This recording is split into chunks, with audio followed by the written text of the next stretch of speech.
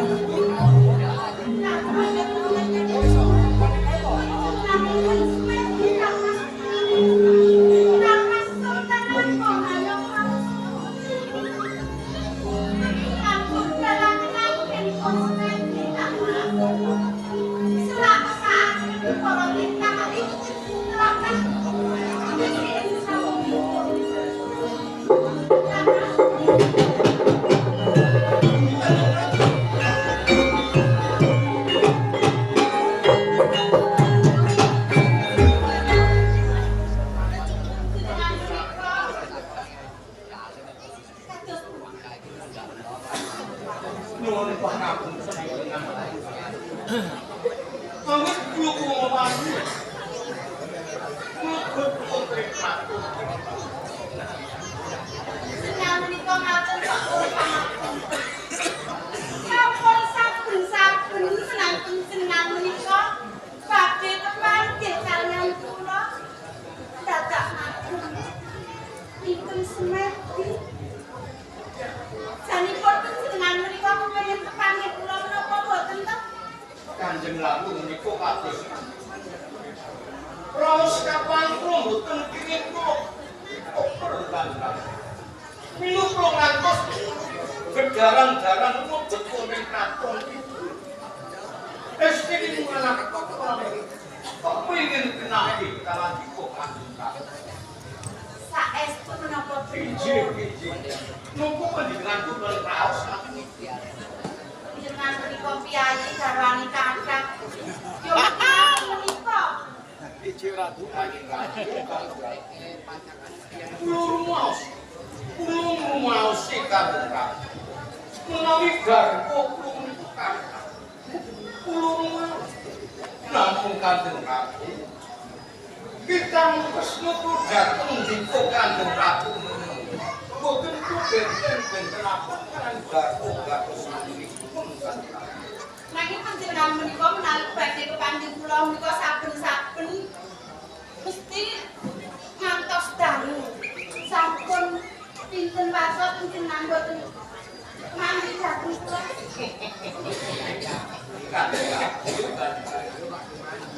Meskipun Kanjeng Ratu sampun pirsa, kula menika jejeripun ratu. Ingkang kedah beberadil wonten negari Mataram. Kula gadah tanggel jawab babagan kanthi temanipun negari Mataram. Kula mangertos. Nanging panjenengan menika nggih kedahipun presa. Menawi garwa menika sing garane nyawa. Nadyan to kula kaliyan panjenengan menika kabeh boten saged saben dinten nyawiji. Saipun boten ngantos tamu matur menika. Nggih. Panjenengan sampun pirsa. Jejeripun ratu menika kedah nengenaken kabetanipun pidato. Ngiringaken dhateng kateman negari itu kan. Babagan katresnan menika gampil to kan. Kanggene panjenengan menika gampil wong garwane kathah kok. Nai lajeng padha. Nggih ngaten nipun. Ingin ndadosaken kapaning manah kula menika nggih ngaten.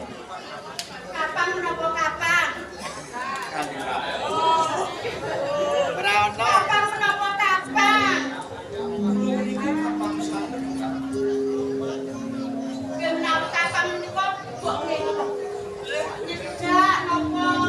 Paling boten menika nggih. Dipun ngaten lho, damel boten kepanggih menika nggih rangkulan kok piye ngaten lho.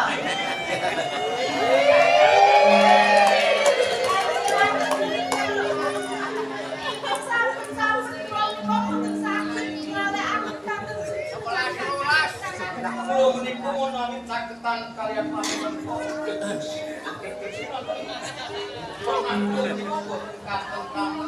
Kula takon presa, kok panjenengan menika garwanipun kathah kok kepanggih wanita gegesi menika. Menika panjenengan menika boten dinasok ngalah kok Menawi boten wonten priyaga menika kula nggih boten napa-napa ning gandeng menika dipun pirsani. Priyaga nggih kula nggih kados panjenengan. menawi panjenengan menika yantun pun dipun mantep boten wonten kemawon. Oh, iki.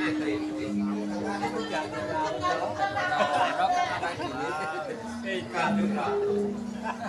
Menawi kula boten kapan kan dika Kanjeng Ratu, kula boten garang-garang atus niki sing sampun.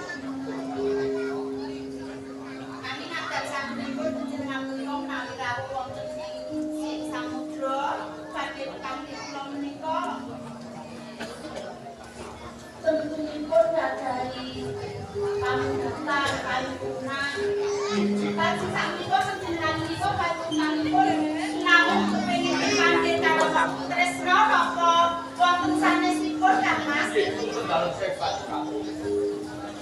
Bestunipun raos kapal kula dhateng mriko kanggé ratu niku boten kenging mriku kaping kalipun kanjeng ratu kula ngantos berjarang-jarang wonten ing bising samus cukup kenging kenang hitam kanjeng ratu kok wonten wigatos ingkang dhateng ngendikaken dhateng ibu kasta Laksanang mesti kula sampun bantos menawi panjenengan kula wonten perkawis sampun kepengin kepanggih kula kok wonten perkawis banjur kala-kala menika namung kepengin kepanggih lajeng kegojekan lajeng antuk katresnan ngoten kemawon kados punika Kang Mas iki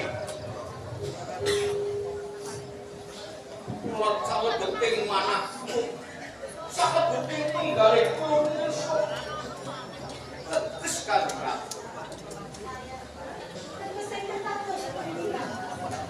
menika kanjeng ratu penggalih mataram iki musuhipun bikin ing kathah korup iya ing satunya lagi putri pun tunggal kemawon boten mungkin saged karing suci murid negari Mataram itu saged padhal kelawan wilu badhe kados kula badhe sambat sebut kalian pundi menawi boten kalian itu estunipun kula sampun menapa ingkang panjenengan perkawis langkah nggih kula perkawis panjenengan kok namung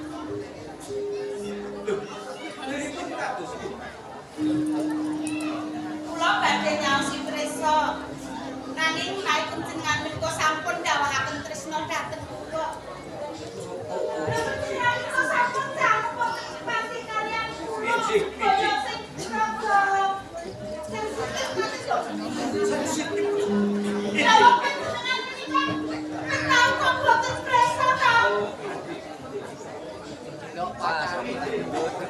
sapunika rangge uso madrem kedahipun panjenengan menika presa lan ugi kula kaliyan panjenengan menika sampun dawuh boten kanthi katresnan kula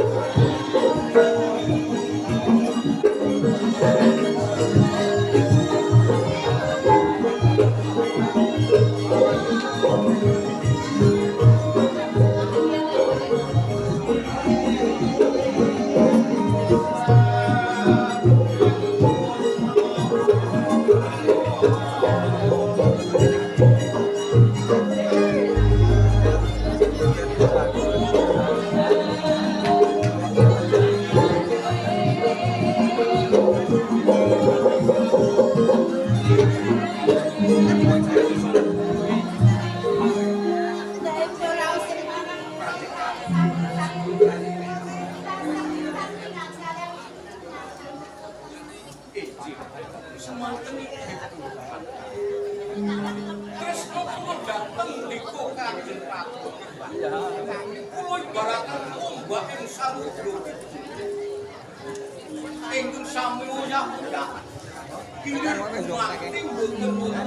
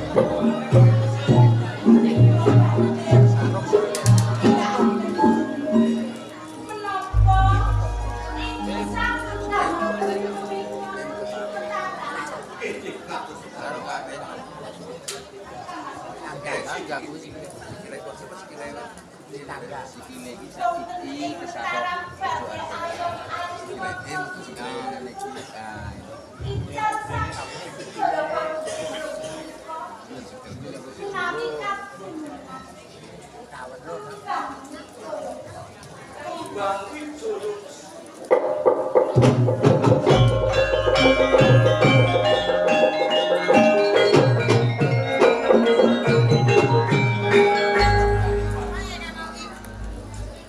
Panjenengan Tumbang Wijaya. Napa nate kula menika kucingan kaliyan jenengan. Sedaya pangan bisa kunjungan pangan kula sae. Saben-saben negari namun dibuka di Pratin sakit antarakan ing sakit damel panggawi negari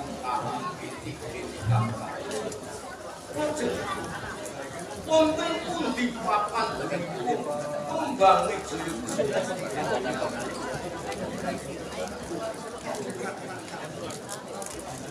Tumbang Wijaya kusuma madrang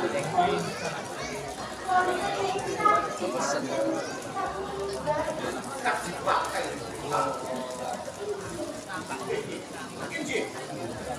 ini rumah kita pakai cakang buat ingat mengaji konten Tumbang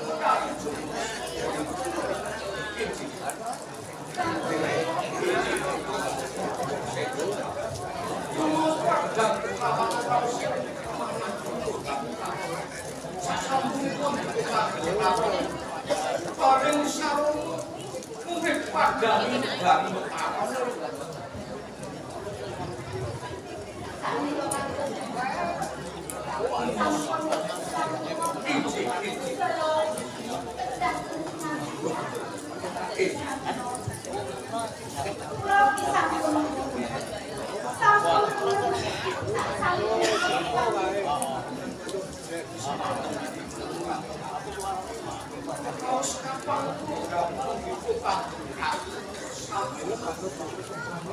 untuk mereka sekali separuh mungkin pada pun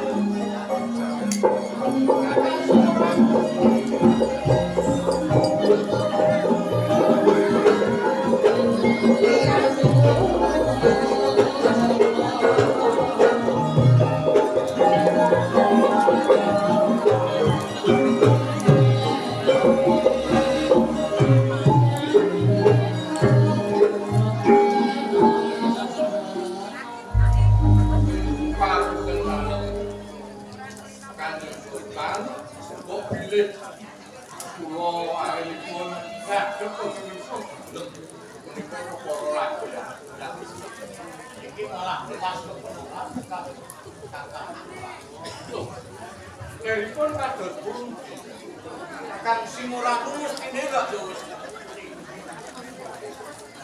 Lha aku biasakan satu itu akan simulasi pasar Pak. Menduga mesti yo kan. Kita sipun manah kula menika tratap Kanjeng Sultan. Sasampunipun Kanjeng Sultan lenggah sejak kekal ditunggal Undalun Kidul Mugyurageng sasampunipun wonten katul dene pedhot ingkang bubel wonten ing sira kula gadhahi raos pastan sumelangkan tenane ngono iku mau rawuh kadung oh lama iki warang Amangka menawi badhe kepanggih kalian Kanjeng Ratu Kidul kenging menapa kraya-raya panjenengan dalem ndak tejak wonten ing Parangkusuma. Hah? Ojo garpe panjangmu sing ketek ku. Nyuwun pamun dalem. Awet panjenengan dalem menika sampun yasa bangsal ingkang winastan Sangga Buwana. Menika ingin saben-saben panjenengan dalem pepanggihan kalih Kanjeng Ratu Kidul inggih wonten ing Sangga Buwana menika. Kakang Singuratu. Ora teges aku tumindak kaya dene wong kae. Ning aku nelake tresno marang Kanjeng Ratu. Ora aku ndak tumindak sesadegan kaya dene kaya sing rawuh. Aku kae. Menawi kula punika amargi wonten ing ngajak. Oh, Akhiripun ngantos dumugi Parangkusuma wonten ing ngajak. Betul kawula ing Taram naminipun Kaswari. aku durung tau. Kanyo jeneng nasi tepat. Oh, matanya ada ajukan itu jadi menjedil sih. Oh, Aku mau Kanjeng Ratu Kidul pasar. Nah, sebelumnya kan langsung ajukan. Kepiye murid negore Mataram suwakan rapapan. Walso kuwi padha blung. Kalungguran panika dalem Kanjeng Sultan Agung. Kila lan dalem renting kagungan tanggel jawab dhateng para kawula ingkang nembe kemawon sami enjing saged sonten enjing kerja sonten gerang enjing sampun dipun andhalaken kok sampun gampang kula menawi dalem nuli nuhun nyuwun pitedhahipun Kanjeng Ratu menika kula kaji nanging menapa sampun wonten pitedhah saking Kanjeng Ratu Kidul Sausing sepinangkih karo Kanjeng Ratu. Kanjeng Ratu Kidul ngendikake menawa negara Mataram bisa padhal keprawangan. Kuwasa panandhanging tamu. Iku lamun kajenengan Sekar Kidul. kok naminipun kemawon kula nembe sepisan menika kula mikir. Lajeng papani gunungipun menika wonten pundi ya iku? Iki kula ngendikake Kanjeng Ratu. Sekar Wijaya Kusuma ku mapan ing Kadipaten Sangga. Tesih wewengkon Lempung negara Mataram. Murhan semenuju belakang. Kalau pesakku kampung. Kakang Singuratu Jawa dikangelan. Lumanapun ini Kabupaten Denang Tuban. Waktu mengesariani Dono Kusumo supaya Kupandi kembali negara Mataram Kamparan Tuban. saderengipun kula nyagahi jawuh dalem menapa wonten keparingipun menawi kula tampil langkung rumiyin wonten ing Kepatihan Jalaran sampun sawetawis anggen kula nderekaken Kanjeng Sultan wonten ing dising samudra menika. Dadi Kakang Singuratu kapan dadi Nggih sanesipun nggih wonten ya sing ati-ati Kakang Singuratu. lan kadang Semuanya bukan sini, manfaatnya nggih terwaca jauh timbalan dalem namung mugi kepareng puji dalem ing samangke mahanani kula saged pikantuk damel nyembadani kesodalan Kanjeng Sultan. ojo pati-pati banyu ning utara terus boleh